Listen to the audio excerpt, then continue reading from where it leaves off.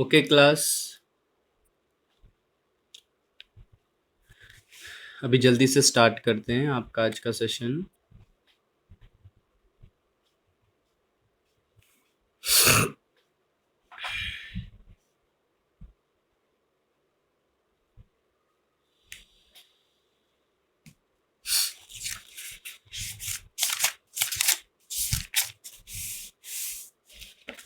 बेटा सभी एक बार ये बात कंफर्म कर दीजिएगा मुझे, लास्ट क्लास में हम लोग कहाँ तक पढ़ चुके हैं? Transformation of energy and conservation of energy, इनसे रिलेटेड कुछ हुआ है? कंजर्वेशन ऑफ एनर्जी और ट्रांसफॉर्मेशन ऑफ एनर्जी, क्या ये टॉपिक आपके डिस्कस हो चुके हैं या नहीं?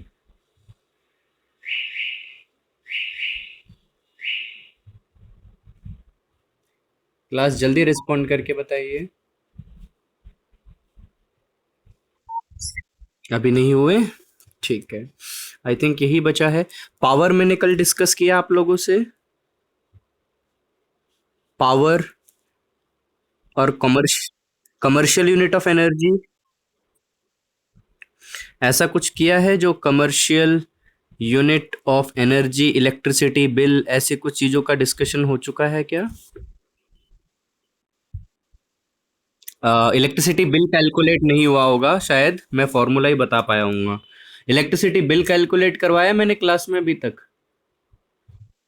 चल आज, ओके, आज हम लोग इलेक्ट्रिसिटी बिल भी कैलकुलेट करेंगे और transformation of energy, and then ये चैप्टर हो जाएगा। Then we will deal NCERT exemplar. But बेटा आप एनसीईआरटी एग्जाम्पलर अपने खुद की तरफ से भी करना स्टार्ट कर दीजिए। चलिए बेटा, नोट्स तो, अच्छा इस चैप्टर के नोट्स, बेटा आप सिर्फ एनसीईआरटी एग्जाम्पलर का सॉल्यूशन मैं आपके साथ शेयर कर दूंगा, और एनसीईआरटी के भी आपको ऐप वाइज सॉल्यूशंस मिल जाएंगे। ठीक है, तो जो मैं क्लास में पढ़ा रहा हूँ वो, अब आप एनसीईआरटी को रीड करें बेटा, वहीं से नोट्स बनाइए। ठीक है, इससे पहले तो मैं आपको चैप्टर वाइज नोट्स दे रहा था, बट इस बार मैंने नोट्स दिया नहीं है क्योंकि मैंने कोई रिकॉर्डिंग नहीं बनाई है। रिकॉर्डिंग के टाइम पे मैं जनरली आप लोगों को नोट्स दे देता हूँ। आई थिंक ये लास्ट चैप्टर है साउंड से पहले का, है ना? हम्म, इसके नोट्स ऑलरेडी अवेलेबल है, बट बेटा वो थोड़े हायर हैं, एनटीएससी लेवल के हैं। तो उसमें से जितना होगा आपके रिगार्डिंग वो मैं आपसे शेयर कर दूंगा, और थोड़ा जो एडिशनल होगा वो आप लोग मत करना। ठीक है, मैं बता दूंगा कितना आप कर सकते हो। ओके, चलो। कमर्शियल यूनिट ऑफ एनर्जी क्या होती है? Which is what is the commercial unit of energy? मैं कल बता चुका हूँ कमर्शियल यूनिट ऑफ एनर्जी क्या होती है, किसे हम कहते हैं। नहीं। Yes, K W H, kilowatt hour. ठीक। यस बेटा, वैसे सिर्फ किलो वॉट आर तो यूनिट हो गई। 1 किलोवाट आर को हम 1 यूनिट कह देते हैं, फिर उसी में आपका इलेक्ट्रिसिटी बिल कैलकुलेट किया जाता है। अब आज हम उसी को सिखाएंगे। जूल्स में मैं इसको बता चुका हूं, 1 kilowatt hour is equal to dash joules. तो क्या वैल्यू आनी चाहिए? यस, वेरी गुड बेटा, इस पर क्वेश्चन बन जाते हैं। ठीक है। अब आते हैं, अच्छा ये ऑप्शन में ना मिले तो आप इसको थोड़ा ऐसे चेंज कर लेना। मैं कह रहा हूँ 99% तो ऐसा ही ऑप्शन मिलेगा।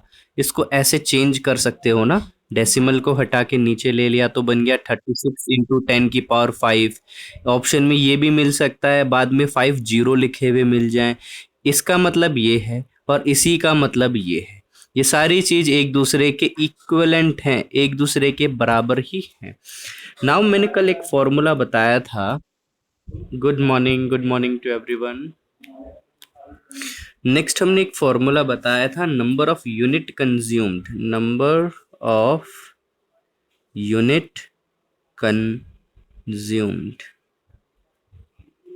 ठीक है, कि कोई भी एक इलेक्ट्रिकल डिवाइस कितनी यूनिट कंज्यूम करेगा, इसका मैंने कल फॉर्मूला जो बताया था वो था, पावर को अगर आप वॉट में रखो, इनटू टाइम को आवर्स में रखो, और अगर इसे 1000 से डिवाइड कर दोगे, then you will get the number of unit. आपको एक्चुअल बताऊं तो आपको एनसीईआरटी और बुक्स में ऐसा मिलेगा, power in kilowatt. Into time in hour. लेकिन मैं आपको बता दूं ज्यादातर इलेक्ट्रिकल डिवाइस वॉट में होते हैं। तो मैंने वो फॉर्मूला बताया है जहां पर आपको 99% जिसका डायरेक्ट यूज होगा। ठीक है, किलोवाट है तो देखो किलोवाट एक दो जगह आएगा। हम किलोवाट का मतलब क्या है, दो तीन चीज समझिए। 2 किलोवाट, इसको अगर हम लिखना चाहें तो देखो ऐसा लिख सकते हैं, 2 × 1 किलो, और ये है वॉट। किलो का मतलब होता है 1000, 1 किलो मीन्स 1000। तो ये हो गया 2000 वॉट। जैसे आपने सुना होगा ना 1 kg, इसका मतलब होता है 1 × किलो, और ये है जी। तो 1 किलो होता है 1000 के बराबर, मतलब 1 के एक नंबर है। 1 के इज ए वन नंबर, वो होता है 1000, इसके आगे जी लिखा है तो ग्राम, तो यही तो आपका कन्वर्जन होता है। 1 kg इज इक्वल टू 1000 ग्राम। ठीक है, तो कुछ अगर किलो में दे भी दे तो उसे 1000 से मल्टीप्लाई करके वॉट में कन्वर्ट कर लो, देन आपका ये फॉर्मूला लगा लो। तो ये चीज आपको बहुत कम बार करनी पड़ेगी, किलो में बदलना। लेकिन अगर आपने यही फॉर्मूला यूज करा तो ज्यादातर डिवाइसेस में आपको क्या करना पड़ेगा, किलो में कन्वर्ट करना पड़ेगा, उसमें ज्यादा कन्वर्जन करने पड़ेंगे। इस फॉर्मूले में बहुत कम कन्वर्ट करना पड़ेगा, रेयरली। मतलब ऐसे तो बहुत सारे क्वेश्चन होंगे जिसमें कन्वर्ट करने की जरूरत ही नहीं पड़ेगी, क्योंकि आपको पावर वॉट में ही दी जाएगी। ठीक है, अब जरा आते हैं क्वेश्चन के थ्रू हम इसको समझते हैं। देखिए, मैं यहाँ पर कुछ इलेक्ट्रिकल डिवाइस लिख रहा हूँ, उनकी क्वांटिटी लिख रहा हूँ। ये है क्वांटिटी, यहाँ पे कुछ सीरियल नंबर्स, यहाँ पर डिवाइस, यहाँ पर उनकी पावर वॉट में दी हुई है, या चलो पावर ही लिखे रहता हूँ, जो भी यूनिट होगी इसके सामने लिख देंगे, टाइम। ठीक है, जैसे कि 2 फैन है और दोनों का वॉट रेटिंग है 60 वॉट। ये यूज हो रहे हैं किसी घर में 20 आवर्स के लिए। किसी एक घर में एक कूलर है, इसकी पावर रेटिंग है 1.5 kW। समझना इसे, 1.5 kW, और ये यूज हो रहा है घर में 8 आवर्स। किसी एक घर में 4। यस बेटा। नहीं, नंबर ऑफ यूनिट कंज्यूम्ड निकालनी है। ठीक है, आप नंबर ऑफ यूनिट कंज्यूम्ड निकालोगे, कितनी यूनिट कंज्यूम हो रही है। अगर किसी क्वेश्चन में एनर्जी निकालने को कहता है तो उसे 3.6 इंटू 10⁶ से मल्टीप्लाई कर देंगे। मैं वो दोनों चीजें समझा दूंगा। अब 4 LED बल्ब्स हैं, और LED बल्ब 10 वॉट के हैं, and these are being used for around 16 hours. ठीक है, अब नीचे बोला है, इफ rate of electricity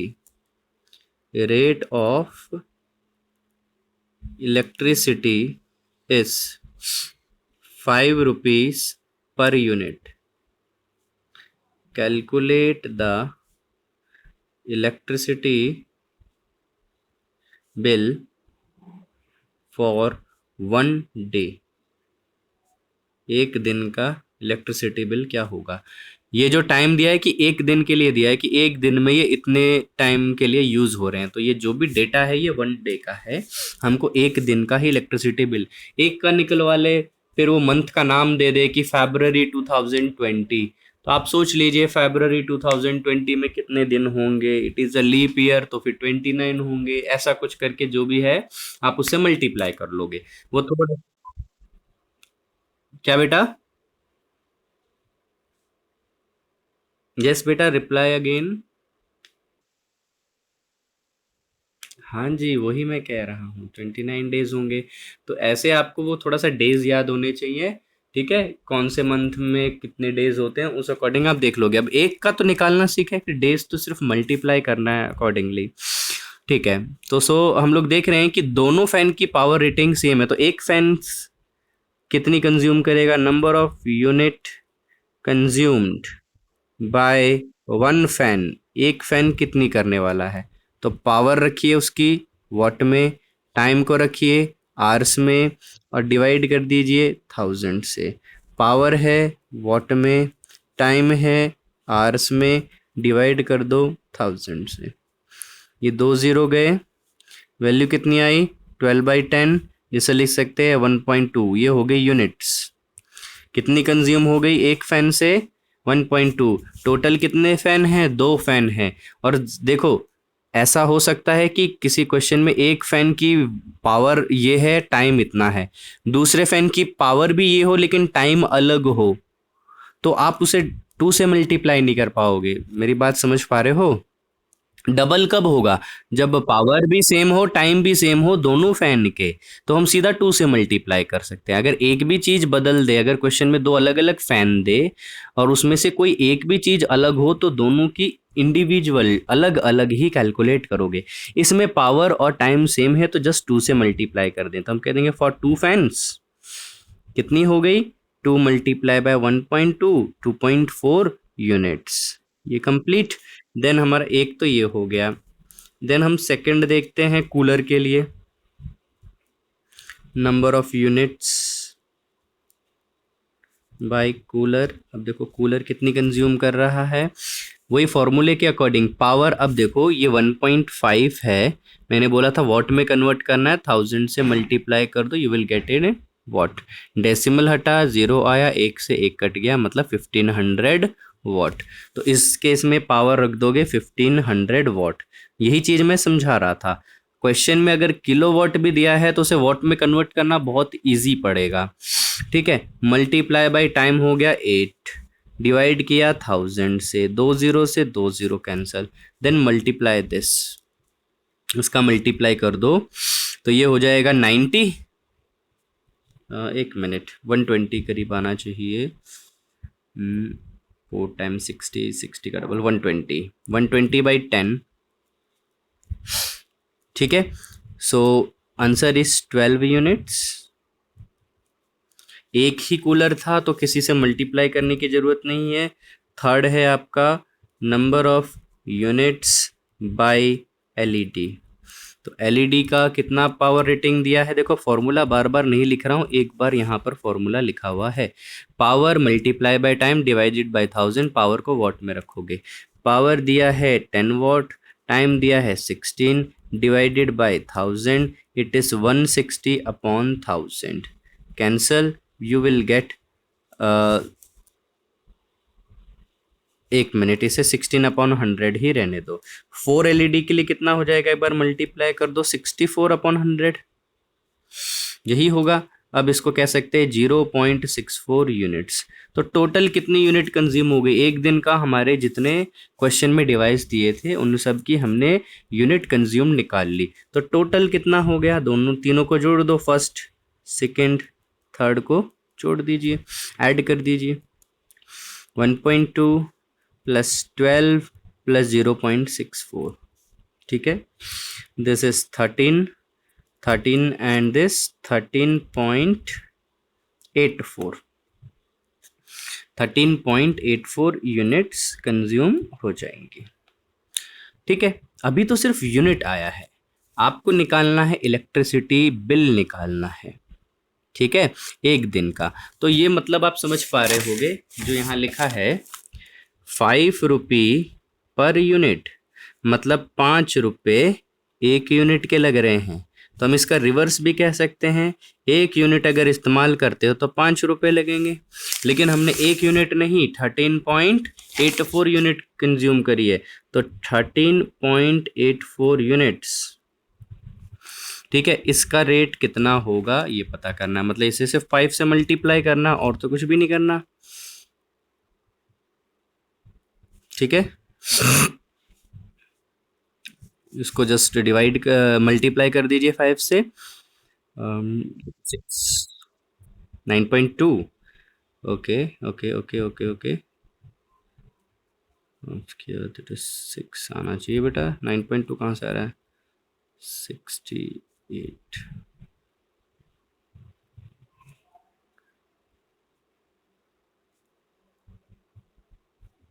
कितना बता रहे हो बेटा आप आंसर?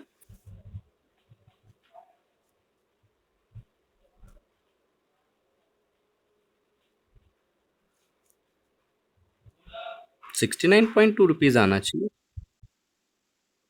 69.2 ना? हाँ यही तो आ रहा है, मुझे 9.2 सही सुनाई दिया था, शायद बच्चे ने 69.2 बोला होगा। ठीक है, ठीक है, तो आपका बिल आ गया इतना, एक दिन में इतना bill.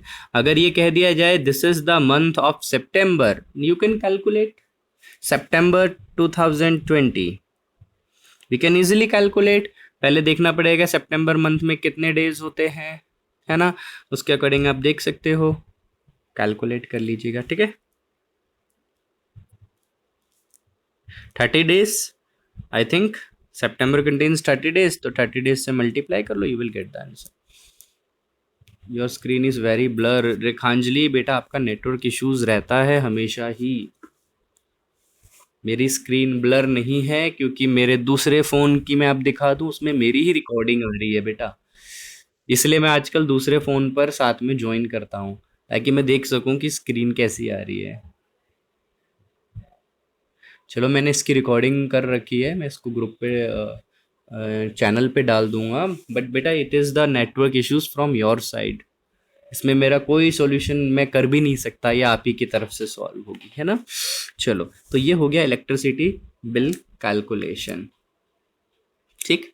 This is the electricity bill calculation.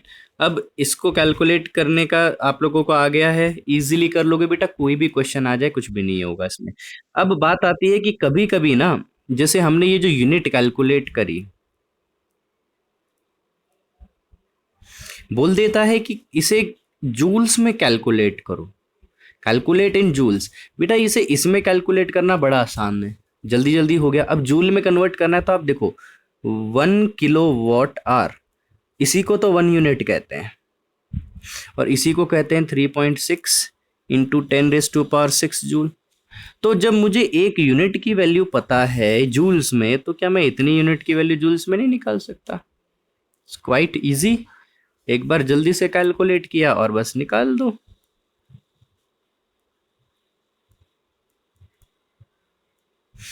ये मल्टीप्लिकेशन करना पड़ेगा या 10 की पावर में ही रहने देना, उसकी कोई आपको प्रॉब्लम नहीं रहेगी कि आप इसे 10 की पावर में करना चाह रहे हो, नहीं, ठीक है। इसे 10 की पावर में आप लोग इजीली कर सकते हो, उसका कोई टेंशन नहीं है। तो क्या किया जाए इसके लिए, एक बार इसके डेसिमल को, या तो इसे मल्टीप्लाई कर लो जैसा आपको सूटेबल लगे, नहीं तो इसे ऐसा भी कर सकते हैं, 10 नीचे भेजा 18/5, ठीक है, तो इसका डबल कर देते हैं,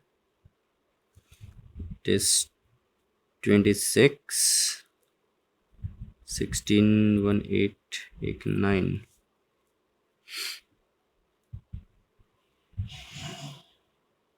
एक मिनट।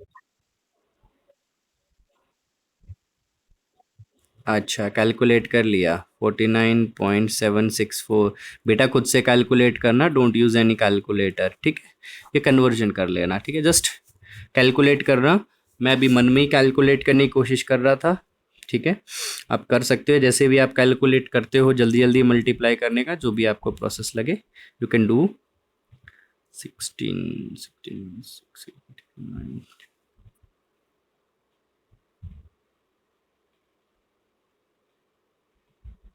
ठीक है, ओके।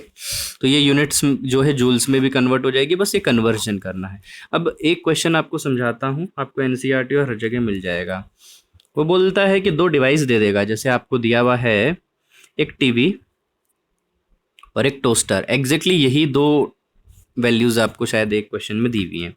अगर टीवी की वॉट रेटिंग बोली हुई है 16 वॉट, ये वैल्यूज मैं अपनी मर्जी से ले रहा हूँ, मुझे याद नहीं है, ठीक है, और टोस्टर की यूनिट दी हुई है 100 वॉट। टीवी यूज हो रहा है, बहुत ज़्यादा यूज़ करते होगे टीवी तो, चलो 15 आवर्स।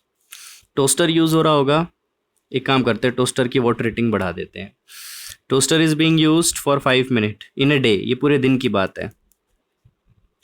इनमें से कौन ज़्यादा इलेक्ट्रिसिटी कंज्यूम करेगा, ये बोला है, which will consume more electric energy, which will consume more electric energy.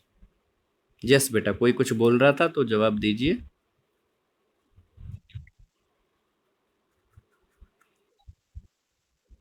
TV, अभी चेक करना पड़ेगा।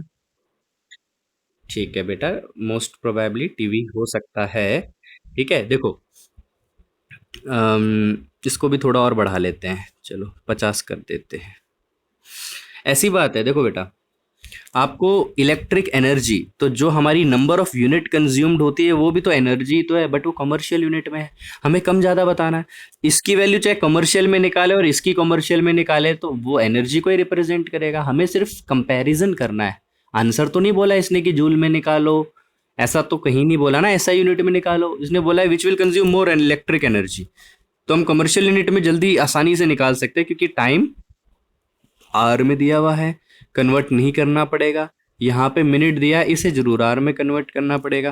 तो इसकी आप यूनिट कंज्यूम्ड निकाल सकते हो, 50 into this one divided by 1000। आप चाहे तो 1000 से डिवाइड ना भी करो, क्योंकि दोनों के डिनोमिनेटर में 1000 रहेगा, और करना चाहो तो कर सकते हो। ठीक है, it is 750 upon 1000। This one it is 0.75, इससे 0.755। इधर आते हैं तो देखो बेटा, मैं फॉर्मूला नहीं लिख रहा हूँ, फॉर्मूला ये था power into time in hour divided by 1000। यहाँ दिया है 1000 watt, multiply by time 5 minute. 5 minute को 60 से डिवाइड करोगे, जब जाके बन जाएगा वो hours, divided by 1000। This get cancelled, it is 5/60। 5/60 is how much? अगर आप देखोगे तो इट इज 0 पॉइंट, इसकी वैल्यू चेक करो क्या आती है, 954, 9 भी नहीं, 8, 0.8 समथिंग आएगी। डेसिमल लगा, 1 मिनट, 08, 0.08। तो मोर कंजम्पशन किसकी वजह से हो रहा है? टीवी की वजह से। ठीक है, मोर कंजम्पशन हो रहा है टीवी की वजह से। इन्हीं वैल्यू में थोड़ा बहुत एडजस्टमेंट और कर सकता है, टीवी की रेटिंग थोड़ी और हायर दे दे, या इसमें टाइम थोड़ा बढ़ा दे, 10 मिनट कर दे, 15 मिनट कर दे, तो वो आपकी वैल्यू जो है इसकी बढ़ जाएगी। तो देखो आंसर जो है, कई बच्चे क्या करते हैं, सिर्फ इसको देख के आंसर देते हैं, नहीं, या फिर इस टाइम को देख के आंसर देते हैं। इनसे आंसर नहीं दिया, आंसर जो इन दोनों के प्रोडक्ट से मिलेगा, इन दोनों के प्रोडक्ट से मिलेगा, और वो भी दोनों की यूनिट सेम होनी चाहिए। ठीक है, देन हम लोग आज,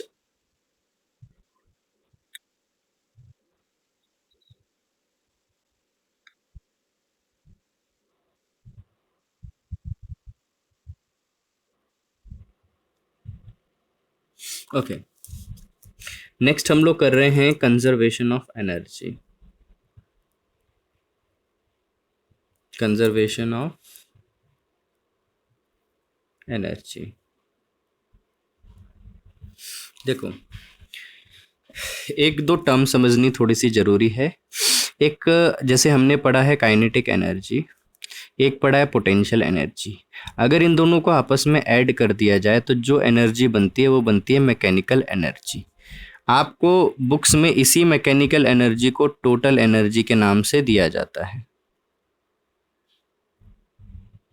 बुक्स में इसी एनर्जी को टोटल एनर्जी के नाम से आपको दिया गया है।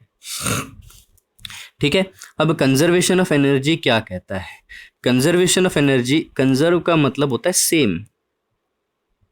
तो कंजर्वेशन से मतलब क्या हो गया कि किसी भी ऑब्जेक्ट की अगर आप बात करो, ठीक है, तो उसकी टोटल एनर्जी हमेशा सेम रहेगी, ये चीज कहती है conservation of energy. Total energy of a body always remains same. ठीक है, कंजर्वेशन ऑफ एनर्जी क्या कहती है कि total energy of a body always remain same, energy only transforms from one form to another. ये आपकी इसकी स्टेटमेंट है कि किसी एक ऑब्जेक्ट के पास जो एनर्जी है, टोटल एनर्जी, वो टोटल एनर्जी हमेशा सेम बनी रहती है। ठीक है, सिर्फ जो होता है वो क्या होता है कि एनर्जी अपनी एक फॉर्म से दूसरी फॉर्म में बदल जाती है। जैसे एक चीज समझाता हूँ, यहाँ पर हमारे पास दो फॉर्म की एनर्जी है, एक है पोटेंशियल और एक है काइनेटिक। इस बॉल को मैंने मान लो इस हाइट से, टावर की हाइट से ड्रॉप करा, टावर की हाइट है h, यहाँ से इसे ड्रॉप किया तो इसकी वेलोसिटी होनी चाहिए 0, और ये इस हाइट पर है, तो इसके पास जो पोटेंशियल एनर्जी होगी वो होगी mgh के बराबर। अगर मैंने पोटेंशियल एनर्जी कैसे बताई, क्योंकि ये इस हाइट पर है, और पोटेंशियल एनर्जी का फॉर्मूला क्या होता है, m इंटू जी इंटू, ये बता दिया मैंने। Conservation of energy. Okay okay okay. Then मैं डायरेक्टली आ रहा हूँ ट्रांसफॉर्मेशन ऑफ एनर्जी पर, और इससे रिलेटेड कुछ क्वेश्चंस पे। देखो ट्रांसफॉर्मेशन ऑफ एनर्जी क्या कहता है, ये कहता है कि एनर्जी जो है ना क्रिएट होती है ना डिस्ट्रॉय होती है। सुना होगा, ये बड़े इंपॉर्टेंट कोट है आप लोगों ने सुना। Energy can neither be created, energy can neither be created nor be destroyed, it can convert from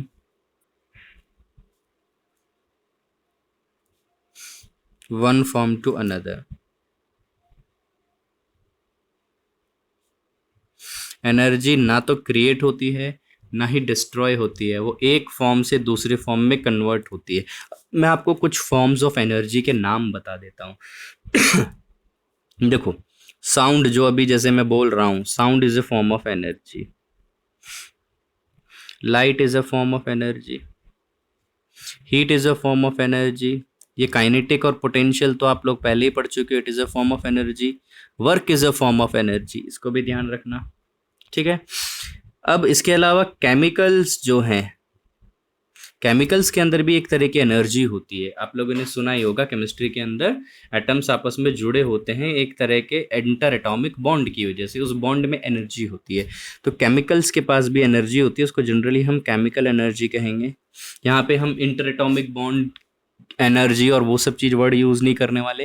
chemical energy basically use हमारी होगी जब बैटरी का कॉन्सेप्ट आएगा, कि एक बैटरी से इलेक्ट्रिसिटी जनरेट हुई, तो बैटरी के पास जो एनर्जी थी वो थी केमिकल, और जो इलेक्ट्रिसिटी जनरेट हुई उसके पास क्या है, electric energy.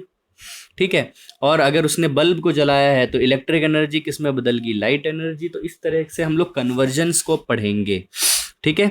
Sound, light, heat, chemical, ठीक है, ग्रेविटेशन और सारी चीजें, और भी कुछ फॉर्म्स ऑफ एनर्जी आएंगी, वो कुछ क्वेश्चंस के हिसाब से हमें समझ में आ जाएगा। इनको समझिएगा। अब ये चीज क्यों समझा रहा हूं, इसको समझते हैं। जैसे देखो हमारा यहाँ, जैसे इसी क्वेश्चन को समझे, रूल कहता है एनर्जी जो है वो कंजर्व रहती है, हमेशा सेम रहती है। ठीक है। Energy always remains same. अब ऐसा है कि मैं ये कहूँ कि इस बॉल को यहाँ से मैंने जब ड्रॉप किया, इस बॉल को जब मैंने यहाँ से ड्रॉप किया, तो इसके पास पोटेंशियल एनर्जी इतनी थी, काइनेटिक एनर्जी जीरो थी। जब ये ग्राउंड से टकराने के बाद रुक जाएगी, मैं क्या कह रहा हूँ, ग्राउंड से जस्ट टकराने वाले केस को नहीं बता रहा, जस्ट टकराने वाली होगी उस समय तो आपकी पोटेंशियल, ये जो टोटल एनर्जी सेम होगी। टकराने के कुछ सेकंड्स के बाद की बात कर रहा हूँ। कुछ सेकंड्स के बाद की बात का मतलब क्या हुआ, टकरा चुकी है ग्राउंड से बॉल, और उसकी वजह से किस पर आ गई, रेस्ट पर आ गई है। हम जो भी क्वेश्चंस पढ़ते हैं ना नॉर्मली, जब भी, तो हम इसे कभी भी टकराना, हम कहते हैं the ball is just about to collide the ground. जिस समय ये ग्राउंड को जस्ट टच करने वाली होगी, उस पॉइंट तक तो कंजर्वेशन ऑफ एनर्जी की सब चीज़ें एकदम वैलिड दिख रही होती हैं। मैं कह रहा हूँ बिल्कुल हमें वैलिड समझ में भी आ रही होती है। लेकिन टकराने के बाद की कुछ सेकंड के बाद की बात समझो, तो हम देखते हैं टकरा गई बॉल ग्राउंड से, उसके थोड़ी देर बाद आप अगर ऑब्जर्व करोगे तो उसकी वेलोसिटी जीरो है, वो रुक गई। और रुक गई होगी तो उसकी काइनेटिक एनर्जी भी क्या हो गई होगी, जीरो। और क्योंकि ये ग्राउंड पर आ गई है तो इसकी हाइट भी ग्राउंड से जीरो है, इसलिए इसकी पोटेंशियल एनर्जी भी होगी जीरो। तो इसके पास तो टोटल एनर्जी थी कुछ ना कुछ इस पॉइंट पर, पॉइंट नंबर 1 पर। और जब ये ग्राउंड से टकराने के कुछ सेकंड बाद, मैं ये पॉइंट नंबर 2 की बात नहीं कर रहा हूँ, ग्राउंड से टकरा जाने के बाद जो थोड़ा समय बीत गया है, जब ऑब्जर्वेशन कर रहे हैं, तो हमने देखा कि टोटल एनर्जी जिसे हम मैकेनिकल एनर्जी कह रहे हैं, वो काइनेटिक प्लस पोटेंशियल होती है। तो काइनेटिक भी जीरो, पोटेंशियल भी जीरो, ये तो टोटली जीरो हो गई। और हमारा कंजर्वेशन तो कहता है कि एनर्जी खत्म तो नहीं हो सकती, यहाँ तो एनर्जी खत्म हो गई। तो खत्म हमें होती भी लग रही है, एक्चुअली खत्म नहीं होगी, क्या हुई होगी, ये ट्रांसफॉर्म हो गई होगी सेकंड पॉइंट के अकॉर्डिंग, कि एनर्जी इससे टकराई तो इसने अपनी एनर्जी किसी और चीज को दे दी। कौन होगा, ग्राउंड होगा। अब थोड़ा सा सोचें, जब ये बॉल ग्राउंड से टकराएगी तो एक आवाज प्रोड्यूस होगी कि नहीं, जब ये ग्राउंड से जाके टकराएगी तो बताइए क्या साउंड प्रोड्यूस होगी? तो क्या वो साउंड एनर्जी में कन्वर्ट हुई उसकी? जब भी तो आप देखो ना, कभी बॉल टकराने के बाद वापस सेम हाइट पर कभी नहीं आ पाती। अगर आप किसी भी बॉल को जमीन से टकराओगे तो वापस वो सेम हाइट पर नहीं आ पाती। मैंने कहा उसे ड्रॉप करना है, थ्रो नहीं करना। आप वो क्रेजी बॉल का एग्जाम्पल मत ले लेना, उसमें आप थ्रो कर रहे होगे। ठीक है, यहाँ पे क्या कह रहा हूं कि आपने किसी भी बॉल को ड्रॉप किया, तो ड्रॉप किया तो जैसे ग्राउंड से टकराई तो वापस सेम हाइट पर कभी भी नहीं आ पाती। क्या रीजन होता है? क्योंकि जो एनर्जी इसके पास अभी थी, टकराने के दौरान कुछ एनर्जी ग्राउंड पे ट्रांसफॉर्म हो गई, ट्रांसफर हो गई। तो अभी बची हुई एनर्जी कम है, तो कम एनर्जी से कम ही हाइट तक तो जा पाएगा। अब वही चीजें समझ रहे हैं। और अगर ऐसा हो कि ये कोई स्टोन है जिसमें इलास्टिसिटी नहीं है, तो टकरा के यहीं रुक जाएगा। तो सोचो कि एक साउंड प्रोड्यूस होगी। ठीक है, तो क्या हो गया, उसकी जो एनर्जी है वो साउंड एनर्जी में कन्वर्ट हुई। सेकंड, बेटा थोड़ा हम इस चीज को ऑब्जर्व नहीं कर पाते हमारे बॉडी सेंसेस से, लेकिन अगर ये चीज जो है अगर किसी सेंसर से सेंस किया जाए तो जिस जगह ये टकराएगी उस जगह की जमीन और ये खुद मटेरियल जो है ये दोनों हीट अप भी हो जाते हैं, हीट भी हो जाते हैं। ठीक है, ये लोहे के केस में आसानी से पहचान में आ सकता है, इतना आसानी से नहीं, लेकिन वहां पे थोड़ा रिलेटिवली बेटर वे में समझ में आ जाएगा। क्योंकि जो आयरन है वो गुड कंडक्टर ऑफ हीट होता है, कॉपर की चीज होगी उसमें भी अच्छे से समझ में आएगा। ठीक है, तो साउंड और हीट प्रोड्यूस होती है, तो वो जो एनर्जी थी काइनेटिक और पोटेंशियल का सम, जो टोटल मैकेनिकल एनर्जी थी वो जीरो नहीं हुई, वो एक्चुअली साउंड और हीट एनर्जी में कन्वर्ट हो गई। तो इस तरह के क्वेश्चंस आपसे आ जाते हैं। बोला जाएगा कि एक बॉल को हमने किसी टावर से ड्रॉप किया, ग्राउंड से टकराने के बाद, ये वर्ड यूज किया जाएगा, after striking with a ground या फिर after some time when it come to the rest where the energy has gone, energy कहाँ चली गई? काइनेटिक भी जीरो, पोटेंशियल भी जीरो, मतलब टोटल मैकेनिकल एनर्जी जीरो। तो आपका आंसर रहेगा कि जब वो ग्राउंड से स्ट्राइक करती है तो जो इसकी एनर्जी है वो कन्वर्ट हो जाती है साउंड में और हीट एनर्जी में। ठीक है, so the energy possessed by the ball get converted into sound energy and heat energy. बेटा ये क्लियर हुआ? ठीक है, अब इसी से रिलेटेड आपके कई क्वेश्चन। यस बेटा। No sir. बेटा देखो, आप क्या है कि साउंड इसमें बताने वाली बात नहीं है, दीज आर एक्सपेरिमेंटल थिंग्स। आप क्या है कि साउंड को ऑब्जर्व कर पा रहे हो, लेकिन हीट को ऑब्जर्व क्यों नहीं कर पा रहे हो? क्योंकि आपने कभी ये चीज देखा नहीं होगा कि ये हीट में कन्वर्ट हो पा रही है कि नहीं। मैं आपको इसका दूसरा एग्जांपल बताऊं। बेटा कभी भी दो चीजें टकराएंगी, कैसी भी दो चीजें टकराएं, उसमें साउंड के साथ हीट डेफिनेटली प्रोड्यूस होगी। लेकिन हीट अगर बहुत ज़्यादा प्रोड्यूस होती है तब हमारे जो स्किन के सेंसेस हैं उसे ऑब्जर्व कर पाएंगे, नहीं तो वो बहुत हल्का सा चेंज होगा हीट का। ठीक है, जो आप ऑब्जर्व नहीं कर पाओगे। अगर इसे ऑब्जर्वेबल एग्जाम्पल पे देखना है तो आप इसे इस पर देख सकते हो, यहाँ आपको ज़्यादा क्लियरली ये चीज़ ऑब्जर्व भी हो जाएगी। हीट वाली, हीट के लिए बता रहा हूँ। Suppose this is a metallic sheet और यहाँ से एक बुलेट फायर करी गई। ठीक है, बुलेट वेलोसिटी से आती हुई इससे टकराई और इससे टकरा के इसके अंदर फंस गई। इस एग्जाम्पल को समझ रहे हो? ये क्वेश्चन भी, ऐसे क्वेश्चन आ जाते हैं। A bullet is fired from a gun, when it strikes the metallic sheet it get embedded in it. ठीक है, where the energy possessed by the bullet initially vanished. Question clear हो गया? Question clear हो गया बेटा सभी को? कि एक बुलेट जो है किसी वेलोसिटी से मूव कर रही थी, मान लो 100 मीटर पर सेकंड की वेलोसिटी से मूव कर रही थी, शीट से टकराने के बाद ये इसी में फंस के रह गई, तो वेलोसिटी कितनी हो गई? जीरो। ये हॉरिजेंटली मूव कर रही है, कोई हाइट नहीं गेन कर रही, तो हाइट का कोई चेंज नहीं हो रहा, तो मतलब पोटेंशियल एनर्जी जो पहले थी वही बाद में है। तो नो पोटेंशियल एनर्जी चेंज नहीं हो रहा पोटेंशियल एनर्जी में कोई भी। तो जो भी हमारी इसकी एनर्जी है हम सिर्फ काइनेटिक एनर्जी का ही चेंज देख सकते हैं। तो काइनेटिक एनर्जी मतलब वेलोसिटी ये थी, अब जीरो हो गई, कहाँ गई? तो आप देखोगे जैसे इस मेटेलिक शीट से टकराएगी उस समय साउंड प्रोड्यूस होगी, उस समय साउंड प्रोड्यूस होगी। ठीक। सेकंड, अगर हम इस मेटेलिक शीट को जहां पर ये बुलेट फंसी है यहाँ जाके टच करेंगे तो यहाँ पर इसमें हीट जनरेट होगी जो हमारी बॉडी भी सेंस कर सके। मतलब हीट तो ग्राउंड से टकराने पर भी हो रही है लेकिन वो इतनी ज़्यादा नहीं है कि हमारी बॉडी उसे सेंस कर सके। ठीक है, हमारी बॉडी के टेम्परेचर से ज़्यादा नहीं है, मतलब 37 डिग्री सेल्सियस से नीचे की चीज़ है जिसे हमारी बॉडी सेंस नहीं कर पा रही। ठीक है, उस हीट को सेंस नहीं कर पा रही। वो ठंडा होता बहुत ज़्यादा तब हमारी बॉडी सेंस कर पाती है। तो वो जो इतना चेंज है ना, उस चेंज को हमारी बॉडी सेंस नहीं कर पा रही है। अप्रॉक्सीमेट आसपास ही हमारे बॉडी टेम्परेचर की हीट बनती होगी। यहाँ पर हीट बहुत ज़्यादा बन जाती है तो हमारी बॉडी को वो चीज़ सेंस हो जाती है। ठीक है, तो यहाँ आप देख पा रहे हो, यहाँ भी सेम चीज है, कोलिजन ही हो रहा है दो चीजों का। यहाँ पे साउंड भी ऑब्जर्व हो पा रही है और हीट भी ऑब्जर्व हो पा रही है। तो जब भी ध्यान रखे, कभी भी कहीं भी कोई कोलिजन होता है, आप ऐसा देखिए ना, आप दोनों हाथ से जोर से क्लैप करोगे, साउंड के साथ आपके हाथ जो है वहां पर गर्म भी हो जाएंगे। बेसिक एग्जाम्पल है, ज्यादा सोचने की जरूरत नहीं इसमें। बट यही है, कहीं पर वो ऑब्जर्व होगा, कहीं पर आप ऑब्जर्व नहीं कर पाओगे। ह्यूमन सेंसेस की लिमिटेशंस है ना, वही एक इसका बीच में रीजन है। बेटा समझ में आ गया? दरा आई थिंक हर्षिता थी, कौन थी? आ गया बेटा? ठीक। तो ये ऐसे क्वेश्चन मिलेंगे। अब एक अच्छा क्वेश्चन है, इसको समझना। देखो, आपको एक, हाँ बेटा, जब हो जाएगा तो अपने आप बंद हो जाएगा, कोई दिक्कत नहीं।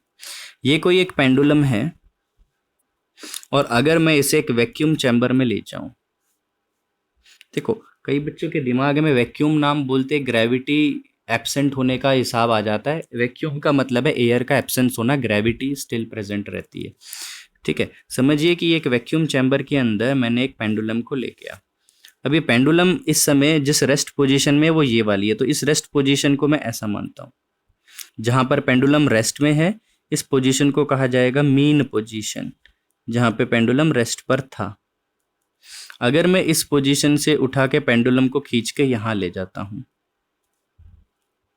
और यहां से इसे ड्रॉप करता हूं, मतलब इसको धक्का नहीं दिया है, छोड़ा गया है, इनिशियल वेलोसिटी 0, और यहां से इसकी हाइट कितनी है, h हाइट है, तो इसके पास पोटेंशियल एनर्जी कितनी होगी, इस वाले लेवल से कितनी ज्यादा पोटेंशियल एनर्जी होगी, mgh के बराबर। अब यहां से ये छोड़ा गया तो ये यहां से घूमता हुआ यहां तक आया। इस पॉइंट पर हम हाइट तो यहीं से नाप रहे थे, हम इसी लेवल से तो हाइट मेजर कर रहे थे, तो आप इस लेवल पर ही आ गए तो हाइट हो गई 0, तो पोटेंशियल एनर्जी क्या होगी, 0। लेकिन क्या इसकी वेलोसिटी थोड़ी 0 रहेगी, ये नीचे आते आते यहाँ पे तो बहुत ज़्यादा हाई वेलोसिटी गेन कर लेगा, तो पोटेंशियल एनर्जी कन्वर्ट हो जाएगी काइनेटिक एनर्जी में। ठीक है, तो इसकी काइनेटिक एनर्जी इंक्रीज हो जाएगी, मैक्सिमम हो जाएगी। ये पेंडुलम यहाँ नहीं रुकेगा, ऊपर तक जाएगा एक हाइट तक। अब मैं कह रहा हूं अगर वैक्यूम बना रखा है आपने तो ये पेंडुलम इन्फिनिटी तक मूव करता रहेगा और जितनी हाइट तक ये पहले यहां से छोड़ा उतनी ही हाइट पर यहां पर आएगा। लेकिन if it is in vacuum, अगर ये वैक्यूम में है तो। लेकिन अगर इसी चीज को हम एयर में देखते हैं, मतलब जहां पर एटमॉस्फेयर प्रेजेंट है वहां देखते हैं, तो ये पेंडुलम ऐसे ऑसिलेट करेगा, पहले मैक्सिमम हाइट तक जाएगा, फिर वो कम हाइट तक जाएगा, फिर कम कम होते होते होते वापस से यहाँ आके रुक जाएगा। क्वेश्चन यही आता है, व्हाई डस